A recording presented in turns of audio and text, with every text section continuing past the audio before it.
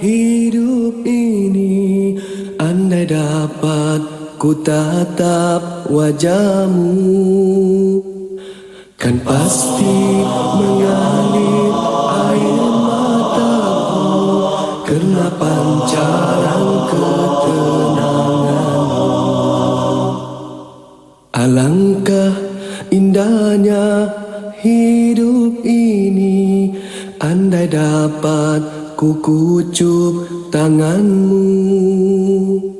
Moga mengalir keberkatan dalam diriku untuk mengikut jejak langkahmu.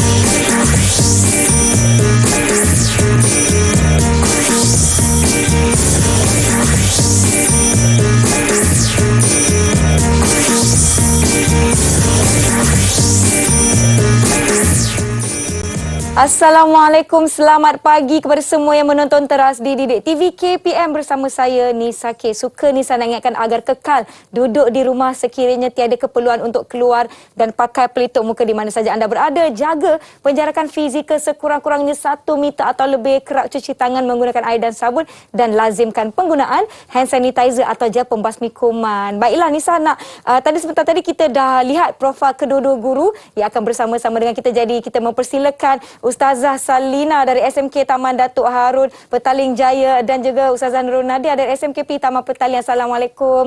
Selamat pagi Ustazah.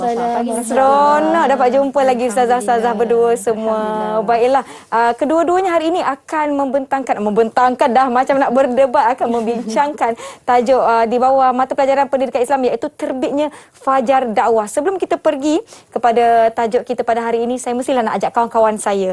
Dan hari ini kawan-kawan kita akan disertai oleh murid-murid dari kedua-dua sekolah ustazah-ustazah kita iaitu SMK Taman Datuk Harun Petaling Jaya dan juga SMKP Taman Petaling. Mana kawan-kawan kita dah masuk kelas ke belum? Assalamualaikum semua. Hai, Assalamualaikum. Selamat pagi. Waalaikumsalam.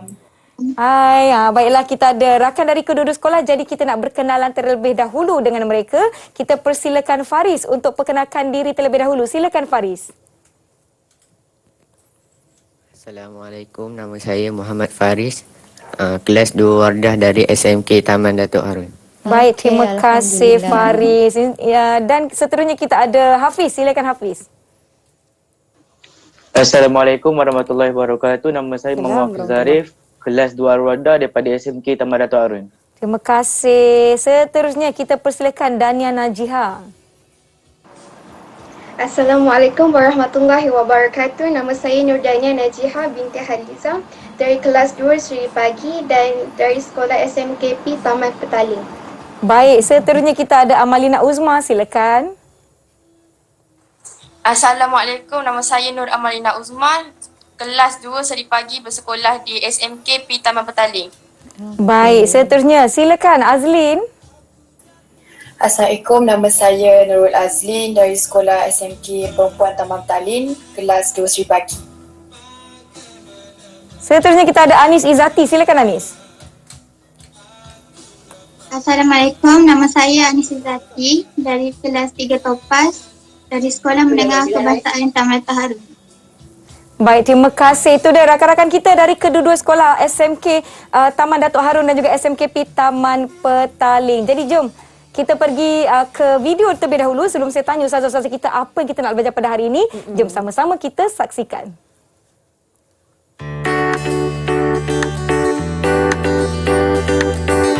Cara saya mencintai Rasulullah sallallahu alaihi wasallam ialah dengan mengamalkan apa yang baginda lakukan dan berselawat ke atasnya sekurang-kurangnya sekali pada setiap hari. Cara saya mencintai Rasulullah ialah dengan mencontohi sikap dan perilaku Rasulullah serta taat kepada perintahnya. Sebagai contohnya, bersedekah dan membaca Al-Quran. Cara saya mencintai Rasulullah dengan membanyakkan membaca kisah-kisah Rasulullah dan beramal dengan sunnah-sunnah baginda, atau yang paling mudah ialah berselawat ke atas baginda. Cara terbaik untuk kita menunjukkan rasa cinta terhadap baginda ialah dengan mengamalkan sunnah dan petunjuk yang diajar oleh baginda. Dengan cara ini, insya-Allah kita akan mendapat keredaan Allah SWT di dunia maupun di akhirat. Jika kita tidak mampu untuk melakukan kesemua amalan sunnah, lakukan yang mudah seperti membaca bismillah sebelum makan, membaca doa ketika bangun tidur dan sebagainya. Marilah kita bersama-sama mengamalkan amalan sunnah yang diajar oleh baginda.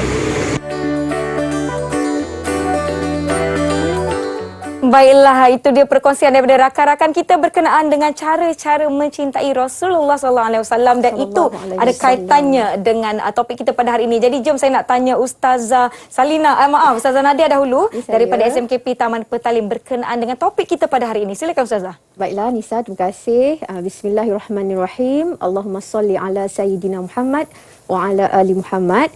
Baiklah Nisa, anak-anak dalam Google Meet dan juga di rumah, hari ini kita akan mempelajari satu kisah ataupun kita ingin mengambil iktibar daripada perjalanan dakwah Nabi Muhammad sallallahu alaihi wasallam. Bagaimana Islam berkembang sehingga ke hari ini Nisa. Baik, Ustazah Salina, macam mana pagi ni? Okey, semuanya sihat? Alhamdulillah. Jadi apa yang kita nak pelajari pada hari ini Ustazah Salina? Okey, bismillahirrahmanirrahim. Assalamualaikum warahmatullahi wabarakatuh. Allahumma salli wa sallim ala Sayyidina Muhammad. Nisa dan semua adik-adik di rumah, ya. Hari ini kita akan mempelajari satu perjuangan yang sangat hebat. Dan dengan perjuangan itu kita mendapat satu nikmat yang paling besar. Nak tahu nikmat apa? Nanti sama-sama kita saksikan. Ya, baiklah. Yang di rumah pun jangan lupa untuk kekal menonton kami selama 1 jam ini kerana banyak perkara yang ingin dikongsikan sepanjang sesi pembelajaran kita. Dan rakan-rakan di Google Meet, adakah anda dah bersedia? Kalau dah bersedia, macam biasa bagi Kak Nisa double thumbs up. Ya, semua dah double thumbs up. Tapi kita akan berhenti seketika, jangan ke mana-mana. Kembali selepas ini di Teras Didik TV KPM.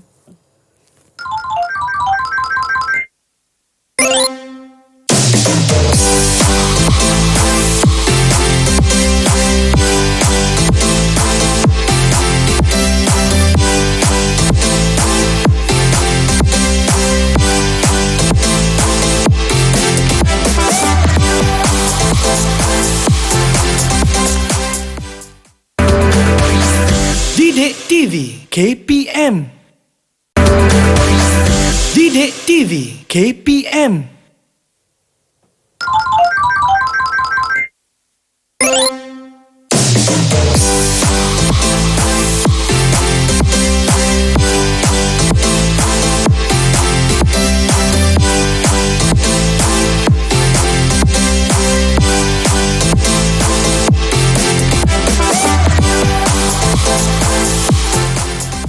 Selamat kembali menonton Teras di Didik TV KPM. Kita bersama dengan Ustazah Salina dari SMK Taman Datuk Harun Petaling Jaya dan Ustazah Nurul Nadia dari SMKP Taman Petaling serta rakan-rakan saya dari kedua-dua sekolah. Rakan-rakan saya dah bersedia, yang di rumah diharapkan sudah bersedia sediakan pen dan kertas untuk sesi pembelajaran kita pada hari ini. Jadi Ustazah, boleh kita mulakan? Boleh. Silakan Ustazah. Baiklah Nisa, sebelum kita melangkah lebih jauh dalam pembelajaran kita pada hari ini, Ustazah nak tanya dulu pada anak-anak murid kita dalam Google Meet.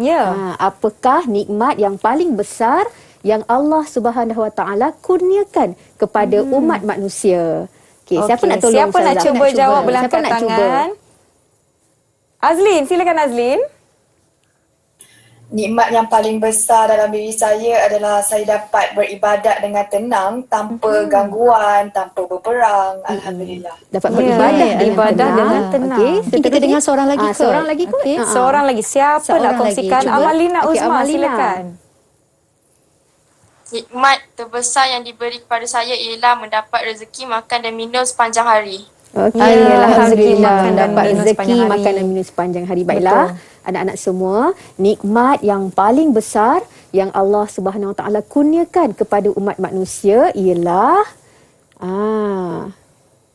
hidayah, iman dan Islam.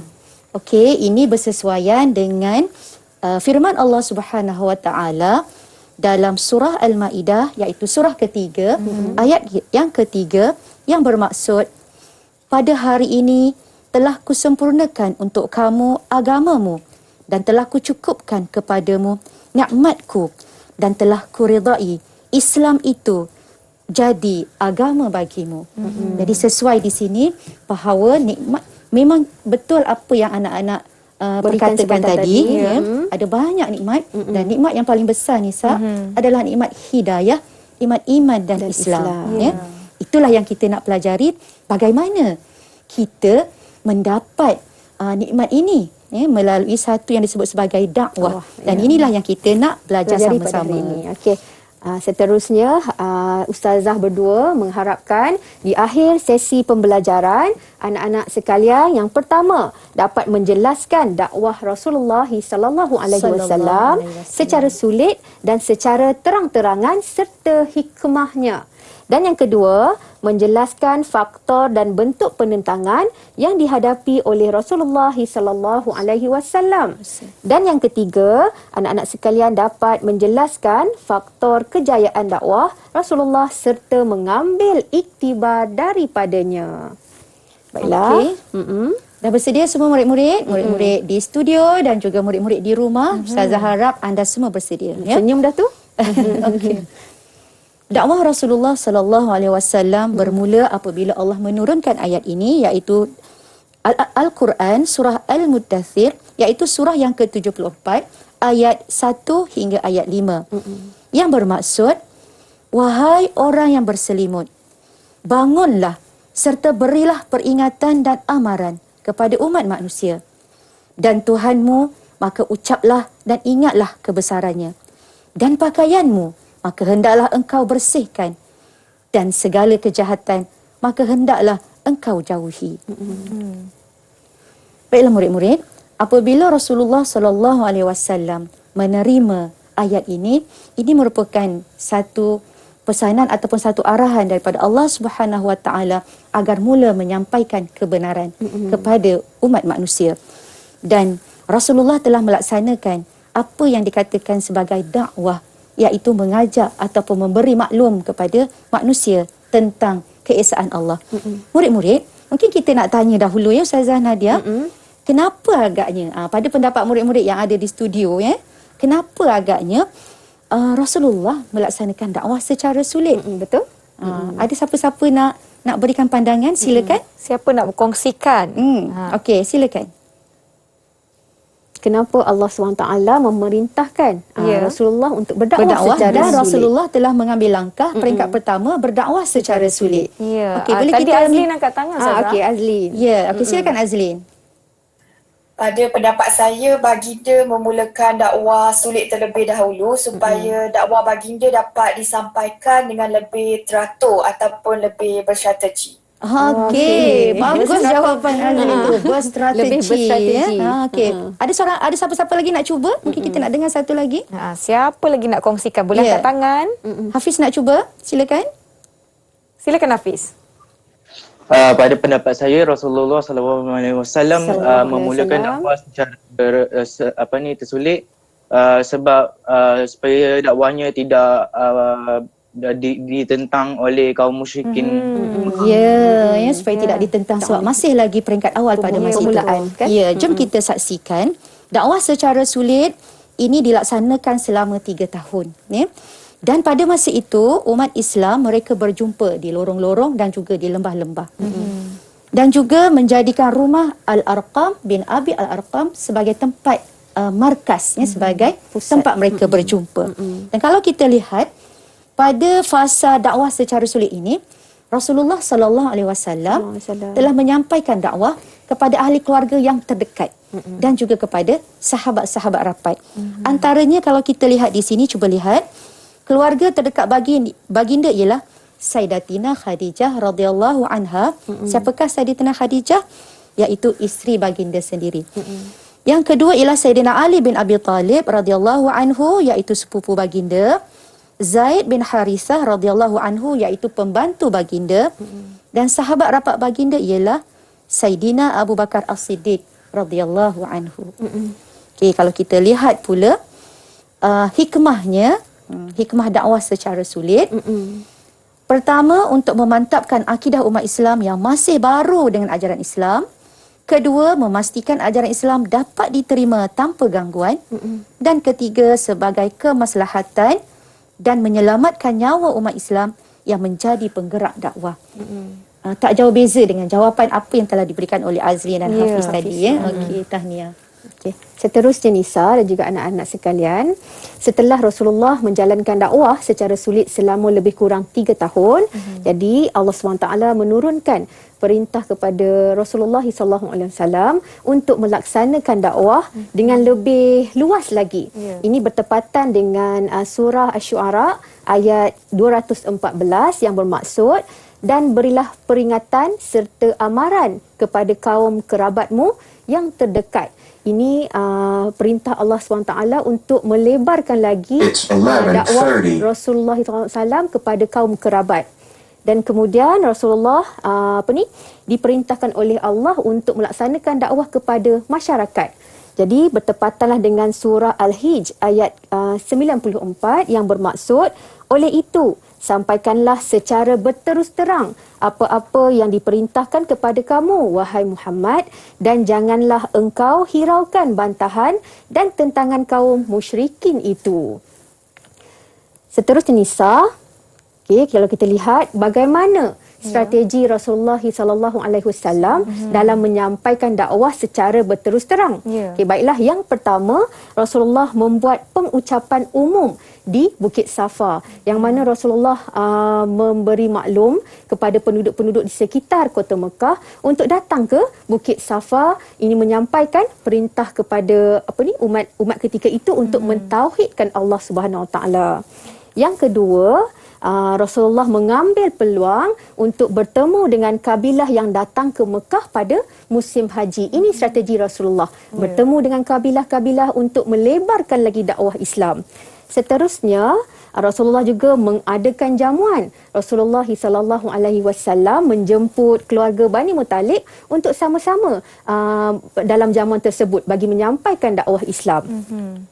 Yang seterusnya, Rasulullah diperintahkan oleh Allah untuk berhijrah ke Habsyah. Rasulullah meminta umat Islam untuk berhijrah ke Habsyah kerana Habsyah pada masa itu sultannya sangat lembut jiwanya dan boleh membantu, boleh berlemah lembut dan boleh menerima umat Islam pada masa itu. Kalau kita lihat kan Nisa, jamuan tadi kan, kalau kita nak buat sesuatu, kita nak menyampaikan sesuatu kepada rakan-rakan kita, bagus kan kalau kita buat jamuan? Betul. Mesti ramai yang datang. Betul. So ini satu amalan yang Rasulullah amalkan apabila nak menyampaikan satu maklumat, kita panggil untuk diberikan jamuan. Okey. So hikmahnya, kita tengok sekali lagi, dan juga hikmah. Apakah hikmah bila Rasulullah ini berdakwah secara berterus terang? Yang pertama, dapat menyuntik semangat berdakwah dalam diri umat Islam, sebab dakwah dah tersebar. Jadi untuk menyuntik lagi, menghidupkan semangat umat Islam untuk sama-sama menyebarkan dakwah. Yang seterusnya, hikmah yang kedua adalah menimbulkan rasa tanggungjawab umat Islam untuk menegakkan syiar Islam, di mana sahabat-sahabat yang telah memeluk agama Islam itu rasa bertanggungjawab untuk menyebarkan sama-sama dengan Rasulullah menegakkan syiar Islam. Ya, betul tu Ustazah. Dan kita dapat lihat dakwah ini dimulakan oleh Rasulullah SAW di kota Mekah selama 13 tahun. 3 tahun secara sembunyi, secara rahsia, secara sulit, agar semuanya teratur, strategi. Dan saya kira daripada situ kita dah tahu 10 tahun secara terang-terangan. Dan akan ada, kita seperti yang kita tahu, yang kita belajar, ada banyak tentangan juga cabaran di mana apabila melakukan dakwah secara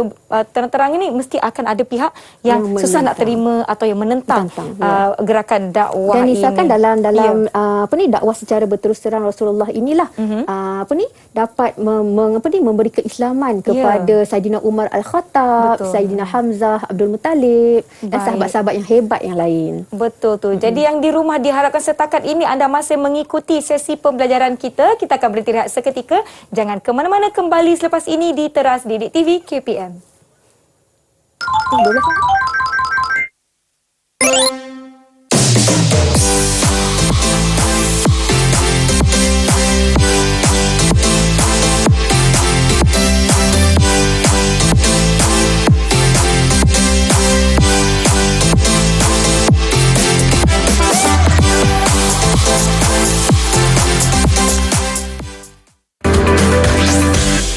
TV KPM. Didik TV KPM.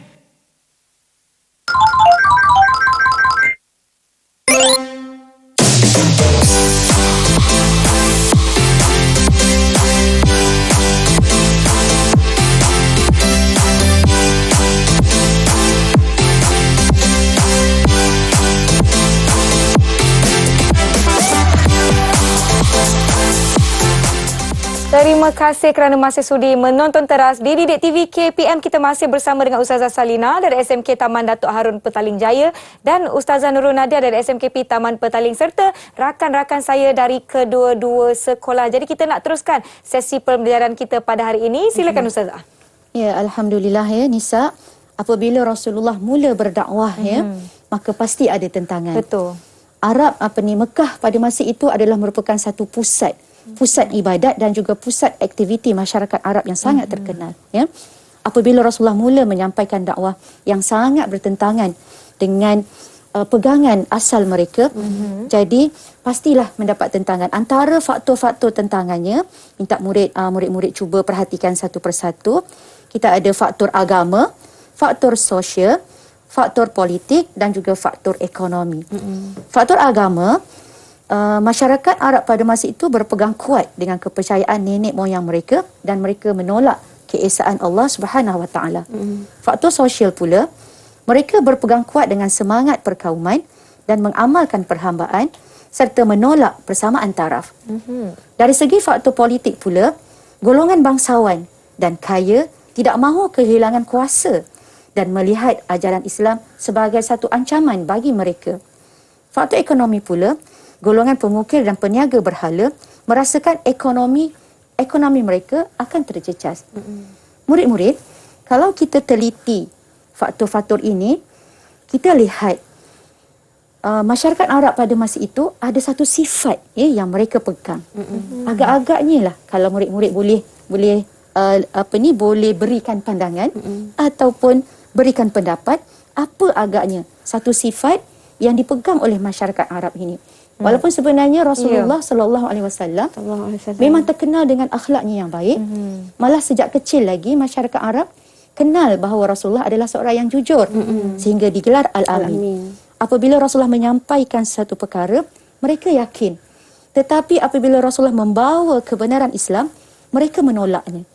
Apa agaknya satu sifat yang mereka pegang sehingga mereka menolak dakwah Rasulullah? Boleh kita dengarkan pandangan mana-mana murid yang ada di dalam studio hari ini? Silakan. Siapa nak kongsikan? Boleh angkat tangan. Okey. Ada? Siapa tu?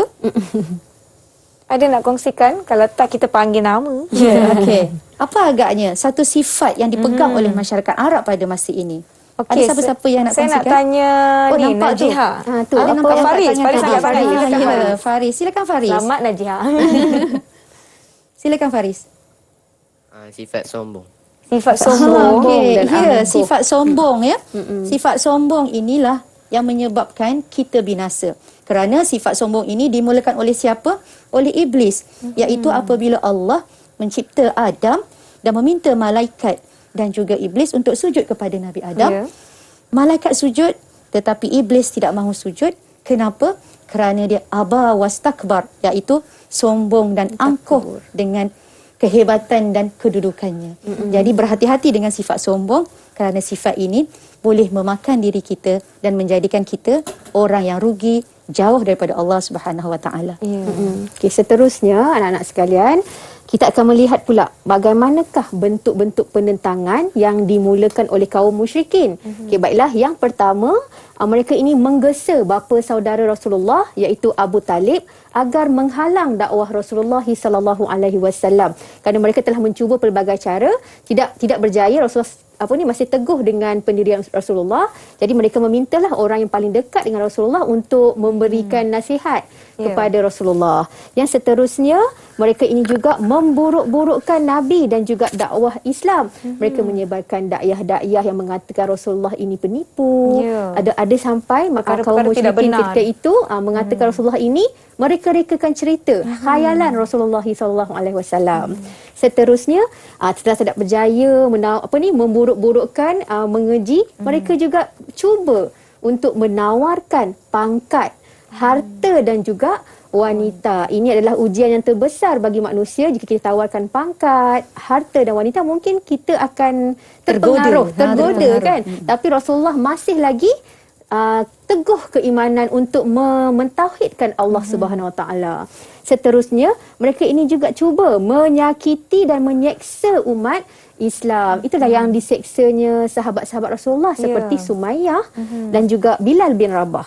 Seterusnya, yang kelima, mereka meminta berkompromi dengan ajaran mereka. Sebagai contoh, waktu petang umat Islam menyembah Allah SWT, mungkin malamnya menyembah berhala. Mereka meminta kompromi sebegitu, tapi Rasulullah menolak sekeras-kerasnya. Dan yang terakhir, mereka mengambil cara untuk memulau Nabi dan keluarga Bani Hashim, sehingga kan keluarga Nabi ini terpencil dan tidak ada kekurangan makanan dan sebagainya. Ini adalah bentuk-bentuk penentangan. Ada 6 semuanya contoh yang diberikan.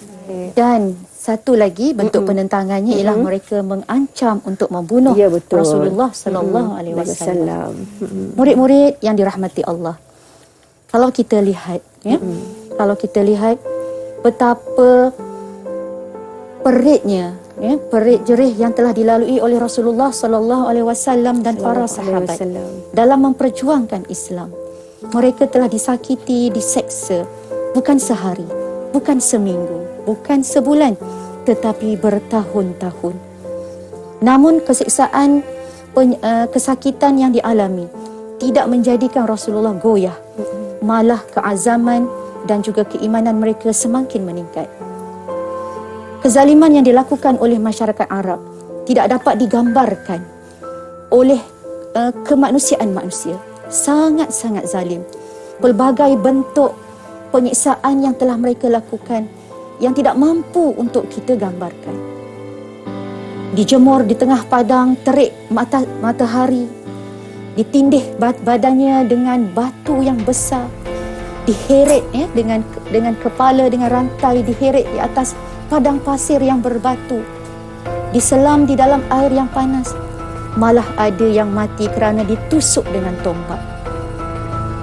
Dan apabila pembesar-pembesar Quraisy berbincang untuk mengadakan satu perjanjian ataupun suatu memorandum yang mereka tulis dan mereka gantung di pintu Kaabah, di Kaabah, iaitu mereka ingin memulaukan Nabi Muhammad.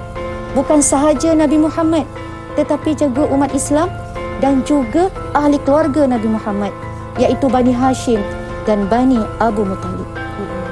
Tidak boleh ada sebarang bentuk hubungan, sama ada hubungan ekonomi ataupun sosial. Tidak boleh berniaga, tidak boleh diberikan makanan, tidak boleh ada apa-apa hubungan pun. Malah tidak boleh mengahwini ahli keluarga umat Islam ataupun ahli keluarga Rasulullah. 3 tahun berlalu, bayangkan murid-murid, dalam keadaan yang susah, tiada bekalan makanan, sehingga ada di kalangan umat Islam yang terpaksa makan daun-daun dan juga kayu-kayu. Malah yang sakit dan juga yang meninggal dunia juga ramai. Ada di kalangan para pembesar yang rasa terkesan dan rasa simpati. Mereka memberikan bantuan secara sembunyi-sembunyi atas dasar silaturahim. Dan pada tahun ketiga pemulauan, beberapa pembesar Quraisy yang tidak selesa dengan kezaliman yang amat zalim ini, mereka menyuarakan pendapat mereka kepada Abu Lahab dan Abu Jahal. Dan dengan nikmat dan dengan kuasa Allah Subhanahu Wa Taala, kertas perjanjian itu akhirnya telah musnah dimakan oleh anai-anai. Hanya tulisan yang berbaki ialah tulisan yang bertulis Bismikallah dan juga kalimah-kalimah Allah Subhanahu Wa Taala. Begitulah keadaannya, ya. Tetapi adakah itu menyebabkan Rasulullah patah semangat? Malah Rasulullah telah berjumpa dengan Abu Talib. Abu Talib berkata kepada Rasulullah yang lebih kurang, "Wahai anak saudaraku, engkau turutilah kata mereka Janganlah biarkan aku dalam keadaan sukar untuk membuat keputusan. Tetapi apa kata Rasulullah? Wahai bapa saudaraku, sekiranya bulan diletakkan, matahari diletakkan di tangan kananku dan bulan diletakkan di tangan kiriku, untuk aku meninggalkan dakwah ini, pasti aku tidak meninggalkan dakwah ini. Alhamdulillah, dengan dakwah dan pengorbanan dan sifat ketegasan Rasulullah itu, maka sampailah dakwah itu kepada kita dan kita dapat menikmati nikmat iman dan Islam. Alhamdulillah. Baiklah Nisa dan anak-anak sekalian, jika kita lihat kepada populasi umat Islam hasil daripada dakwah Rasulullah SAW dan juga para sahabat, kita melihatkan yang warna hijau terang itu adalah populasi penduduk Muslim yang ramai.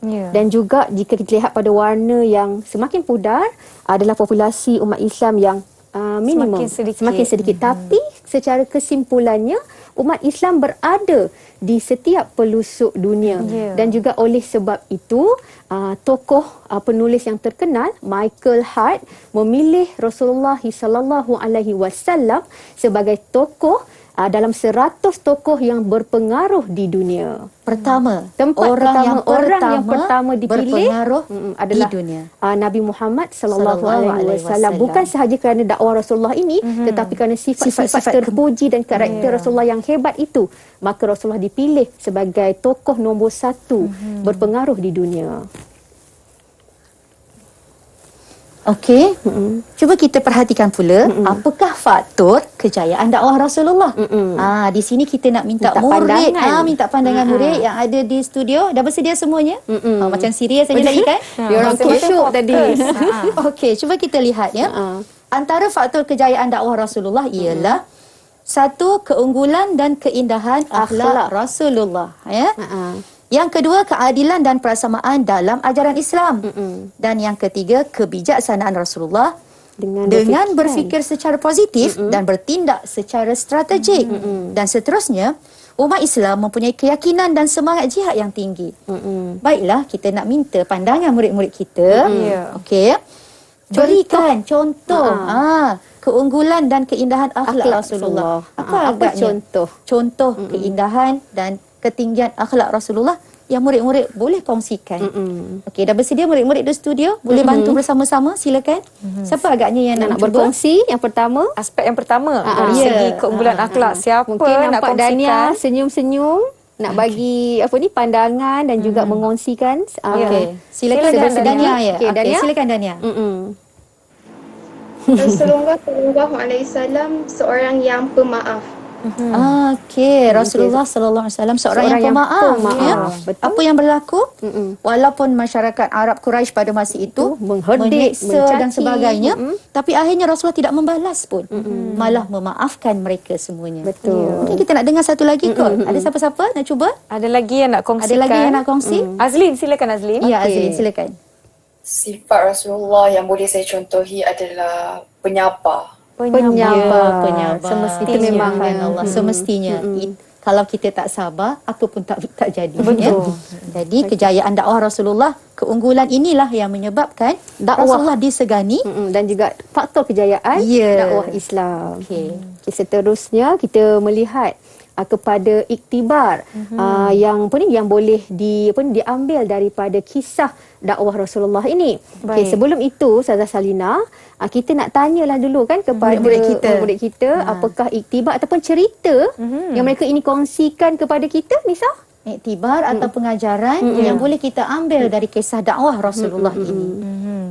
Seronok saya nak dengar suara kawan-kawan saya ni. Di manakah suaranya? Siapa nak kongsikan? Siapa nak mulakan dahulu? Silakan Azlin. Aktif Azlin hari ni. Silakan. Amalina. Amalina ya, tangan juga. Okey, siapa dulu? Jadi Amalina ke Azlin nak mula dulu? Kita bagi Amalina lah. Okey. iktibar yang dapat kita pelajari dari kisah ini, kita hendaklah sentiasa bersabar dalam apa jua situasi kita dan sentiasa mempercayai Allah bersama kita. Alhamdulillah. Betul. Panjang lebar penjelasannya. Bagus sangat tu. Dalam apa rasa yakin dengan Allah. Apapun situasi kita kena sabar dan yakin dengan Allah. Sebelum kita pergi ke jawapan kawan kita yang seterusnya, kita akan berhenti seketika. Jadi jangan ke mana-mana. Kembali selepas ini di Teras Didik TV KPM. Okey.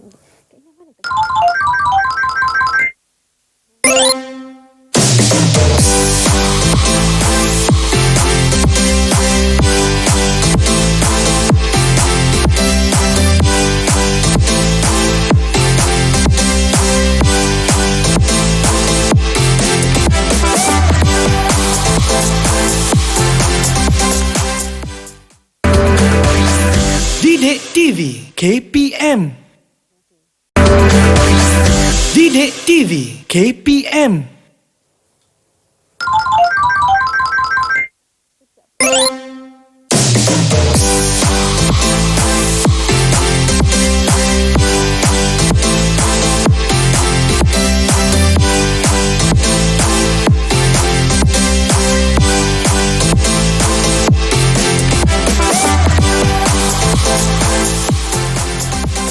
Anda masih menonton Teras di Didik TV KPM. Sekarang kita tengah berbincang mengenai bahagian di mana kita belajar mengenai iktibar daripada dakwah dan juga penentangan yang berlaku pada zaman Rasulullah SAW. Jadi jom Ustazah, kita teruskan. Silakan. Baiklah Nisa, tadi rakan Nisa, Amalina telah berkongsi tentang satu iktibar yang dapat diambil adalah kesabaran. Betul. Kesabaran Rasulullah dalam menyampaikan dakwah dan kesabaran para sahabat dalam memperjuangkan dakwah Islam ini. Jadi boleh tak Ustazah nak dengar daripada anak-anak dalam Google Meet tentang contoh iktibar yang dapat diambil daripada para sahabat, kesabaran mereka setelah menempuh dakwah, disiksa oleh kaum musyrikin. Contoh penyiksaan yang dilalui oleh mereka. Okey, kita ada kawan-kawan kita. Saya kira Dania Najiha dah bersedia. Boleh ya Dania? Okey, silakan. Silakan Dania Najiha. Tokoh Bilal bin Rabah adalah antara golongan yang awal memeluk Islam bersama dengan Rasulullah SAW. Oleh kerana beliau seorang hamba, beliau diseksa oleh majikannya sendiri yang bernama Umayyah. Di tengah padang pasir yang sangat panas, beliau diikat lehernya dan ditelentangkan menghadap matahari dan dadinya ditindih dengan batu besar sehingga nafas beliau berasa sesak. Namun Bilal tetap teguh imannya kepada Allah Subhanahu Wa Taala. Bila datang mengatakan dengan Allah menyebut Ahad. Seterusnya Nisa, mungkin ada seorang lagi rakan kita. Saya kira Anis. Cerita Anis. Anis, silakan Anis. Sumayya, suami dan anaknya telah diseksa oleh tuannya. Mereka telah diseret dan dijemur di atas batu panas di bawah terik matahari. Rumah mereka dibakar dan akhirnya Sumayya mati syahid kerana ditikam dengan tombak. Subhanallah. Akhirnya terima kasih Anis. Syahid. Okey, seterusnya mungkin kita terus lihat iktibar ya. Yang pertama, murid-murid semua, iktibar ataupun pengajaran yang boleh kita ambil ialah kewajipan berdakwah ya. Rasulullah menunjukkan kepada kita bahawa semua umat Islam wajib menyampaikan dakwah sebagaimana hadis Rasulullah, sampaikanlah daripadaku walaupun satu ayat. Seterusnya menunjukkan contoh teladan yang baik ya. Sebagaimana kita kena tunjukkan contoh teladan yang baik. Pepatah Arab ada mengatakan teladan lebih berkesan daripada ucapan. Lisanul hal afsah min lisanil maqal. Tindakan kita lebih orang ikut berbanding dengan apa yang kita sampaikan atau kita cakap. Seterusnya, iktibar yang ketiga adalah memulakan dakwah dengan anggota keluarga kita sendiri. Maknanya orang terdekat kita. Orang terdekat dulu kita sampaikan dakwah kita ataupun kita nak buat perubahan melalui anggota yang terdekat dalam keluarga kita, sebagaimana dengan firman Allah Subhanahu Wa Taala dalam surah At-Tahrim ayat 6 yang bermaksud, wahai orang-orang yang beriman, peliharalah diri kamu dan keluarga kamu dari neraka. Seterusnya, kita lihat pula iktibar yang keempat iaitu merancang strategi dakwah. Ini sesuai dengan hadis riwayat Sayyidatina Aisyah radhiyallahu anha yang berbunyi, Innallaha azza wa jalla yuhibbu idza amila ahadukum amalan an yutqinahu. Yang bermaksud, sesungguhnya Allah mencintai orang yang jika melakukan sesuatu pekerjaan dilakukan dengan tepat, terarah dan tuntas. Alhamdulillah, ini antara iktibar yang boleh kita pelajari daripada kisah dakwah Rasulullah sallallahu alaihi wasallam. Kita bukannya melakukan sesuatu pekerjaan itu secara sembarono, tapi kita ada strategi dan juga langkah-langkah yang jitu untuk kita memastikan setiap kejayaan kita itu. Ada pepatah, ada para ulama ada menyebutkan kebatilan yang dilakukan dengan terancang akan mengalahkan kebaikan yang tidak dilakukan dengan terancang dan tersusun. Ya, betul tu. Dan dapat kita lihat sekiranya apa pun kita lakukan dalam dunia, walaupun pada zaman masa kini, kita boleh ambil iktibar apa-apa nak lakukan atau perancangan mestilah strategik dan sentiasa sabar, fokus terhadap apa yang kita nak capai. Betul tak Ustazah? Betul Nisa. Ya. Okay, baiklah, seterusnya kita dah masuk kepada aktiviti kita. Ini yang kita tunggu-tunggu tadi Ustazah. Okay, baiklah, kita minta anak-anak kita dalam Google Meet itu untuk kita bacakan soalannya Ustazah Nadia. Mereka mengisi ruang-ruang kosong silang kata ini. Anak-anak di rumah boleh mencuba menjawab dahulu. Okey, soalan yang pertama kita jawab dulu soalan yang melintang Kita tanya dulu soalan yang melintang. Kawan-kawan bersedia semua? Kalau semua dah bersedia, bagi Kak Nisa double thumbs up. Syok sangat semua ni, double thumbs up semua. Ya, okey, mereka dah bersedia, jadi silakan Ustazah. Okey. Soalan yang pertama melintang. Lelaki dewasa pertama memeluk Islam. Lelaki dewasa pertama memeluk Islam. Siapa nak cuba jawab dulu? Dekat situ ada 8 tempat kosong. Ya, Faris, silakan Faris. Jawab Faris nak jawab. Okey, silakan. Sayyidina Abu Bakar As-Siddiq. Silakan Faris. Abu Bakar As-Siddiq. Okey. Cuba Ustazah Nadia betulkan jawapannya. Jawapan Faris Ya. Okey. Ting. Okey, ya betul. Tahniah kepada Faris. Terima kasih. Seterusnya, soalan kedua, wanita dan juga orang pertama yang memeluk Islam. Isa nak cuba ke? Siti Khadijah ya. Okey. Wanita dan juga orang pertama yang memeluk Islam. Tapi kita tengok dulu jawapan saya betul atau tidak. Saya nak tengok Dania punya jawapan sama tak dengan saya. Sama tak dengan kakak Nisa? Silakan. Sayyidatina Khadijah radhiyallahu anha, iaitu isteri Rasulullah. Anda yakin? Bagus. Jawapannya lebih lengkap daripada saya. Okey. Betul. Ya, betul. Terima kasih dan tahniah Kak Dania. Dan juga Nisa. Seterusnya, wanita pertama yang mati syahid. Ini baru sebut tadi. Baru je cerita. Apakah jawapan yang ini? Sumayyah. Azlin cakap Sumayyah. Menjawab tu Azlin. Terima kasih. Cuba kita tengok. Okey, dah mula dengan S lah tu. Betul. Ya, betul. Seterusnya, soalan keempat, tempat pertama umat Islam berhijrah. Apakah nama tempat tu? Tempat pertama. Silakan Hafiz. Hafiz. Habsyah. Mari kita tengok jawapan Hafiz. Okey. Baik. Tahniah Hafiz. Okey, kita ada dua lagi tempat kosong. Dua lagi soalan yang berbaki, iaitu yang menurun. Yang pertama, kanak-kanak pertama memeluk Islam. Sini. Okay, siapa nak cuba? Silakan. Ibn Abbas. Okey, dengar tu. Sayyidina Ali bin Abu Talib. Sayyidina Ali bin Abi Kita ambil nama ringkasnya saja. Ali. Okey, betul. Dan soalan terakhir, nama bapa saudara Rasulullah yang membela dakwah baginda. Siapa lagi yang belum jawab ya? Amalina, silakan. Okey, silakan Amalina. Abu Talib. Okey. Betul tak jawapannya? Alhamdulillah, semuanya betul. Mungkin anak-anak di rumah juga cuba menjawab anak di rumah juga dapat menjawab dengan betul. Baiklah Ustazah, kita sebenarnya telah pun tiba di penghujung rancangan. Saya pun dari tadi sama je macam kawan-kawan saya, khusyuk je, senyap je kan. Tahu-tahu je masa telah pun mencemburui kita. Jadi tiba masanya untuk saya minta Ustazah berikan rumusan ataupun kata-kata akhir berikutan dari apa yang kita pelajar hari ini, iaitu berkenaan dengan dakwah dan juga penentangan serta iktibar daripada zaman Rasulullah SAW. Dan kita mulakan dengan Ustazah Salina dari SMK Taman Datuk Harun. Silakan Ustazah. Okey, baiklah murid-murid. Ada murid-murid yang bertanya kepada Ustazah, adakah Ustazah, adakah dakwah ini kita semua kena buat? Ya, kita semua wajib buat.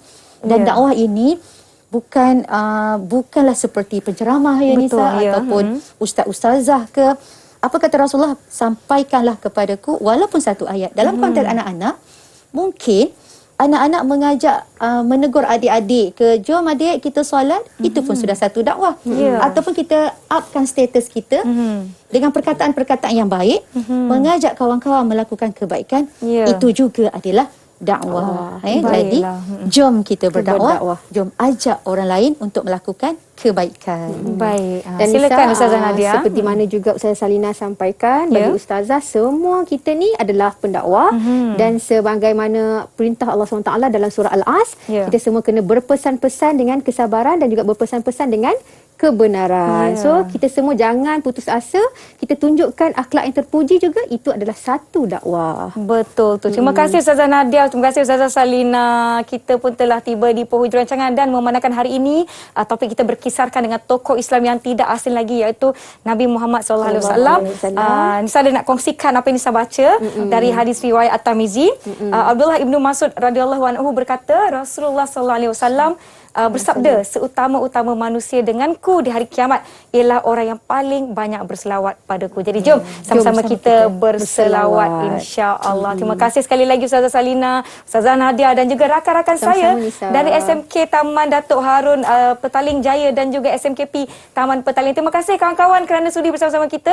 Insya-Allah kita akan jumpa lagi di episod teras yang akan datang. Saya Nisa Kia. Assalamualaikum. Bye. طلع البدر علينا من ثنيات الوداع وجب الشكر علينا ما دعا لله داع أنت بدر أنت شمس أنت نور على نور أنت مصباح الثريا يا حبيبي يا رسول طلع البدر علينا من ثنيات الوداع وجب الشكر علينا ما دعا لله داع أنت بدر أنت شمس.